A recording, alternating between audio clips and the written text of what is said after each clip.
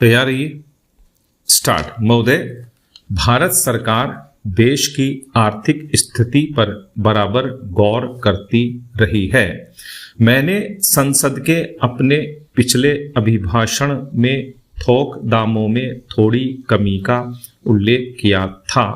कमी की ओर का यह झुकाव फरवरी और मार्च के महीनों में और जोर से बढ़ गया। कुछ अंश में यह सारे संसार में चीजों की कीमतों के पुनः समायोजन के कारण हुआ। जो कमी 1950 में ही शुरू हुई थी, वह कोरिया में युद्ध आरंभ हो जाने के कारण कुछ रुक सी गई थी। कोरिया में विराम संधि की आशा की झलक से कीमतों के पुनः समायोजन की यह प्रक्रिया जोर पकड़ गई है। देश में अधिक उत्पादन होने से और उपभोक्ताओं द्वारा ऊंची कीमतों का अधिकाधिक विरोध किए जाने से इस पुनः समायोजन के झुकाव को और भी बल मिला है। रुपए और साख संबंधी सरकारी नीति ने भी, जो मुद्रास्फीति रोकने के विचार से आरंभ की गई थी, दामों को गिराने में सहायता की है। जो लोग वाणिज्य और कारोबार में लगे हैं, वे और विशेषकर कपड़े और पटसन की बुनाई के कारोबार वाले मूल्यों में गिरावट आने से कुछ संकट में पड़ गए हैं। इससे हमारे निर्यात से जो आय होती है, उसमें भी कमी होने लग गई है। हमारी सरकार स्थिति को बहुत ध्यानपूर्वक देख रही है, जिससे इसका हमारे यहाँ के उत्पादन पर और लोगों को धंधा मिलने पर कोई बुरा प्रभाव न पड़े।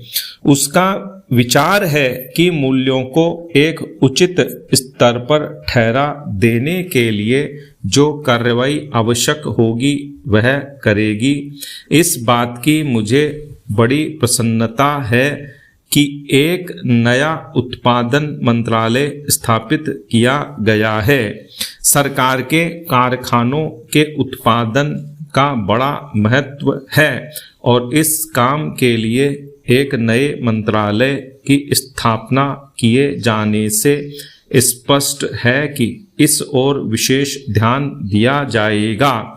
सरकार ने पिछले वर्ष संसद को आश्वासन दिया था कि समाचार पत्रों संबंधी विविध प्रश्नों पर विचार करने के लिए एक पत्र आयोग नियुक्त किया जाएगा। आशा है कि सरकार निकट भविष्य में ही ऐसा आयोग नियुक्त करेगी।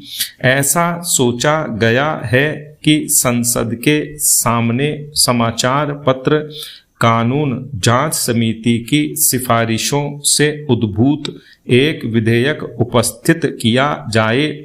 संसद का यह सत्र विशेष रूप से बजट का काम करेगा और दूसरे प्रकार के कानून बनाने के लिए शायद बहुत समय नहीं मिलेगा।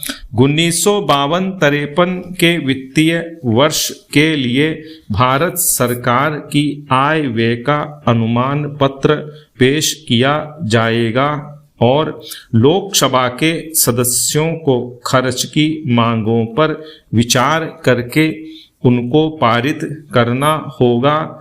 अंतरकालीन संसद के अंतिम सत्र के बाद सौराष्ट्र पोर्ट डेवलपमेंट लेवी का निरसन करने के लिए एक अध्यादेश जारी करना आवश्यक हो गया था।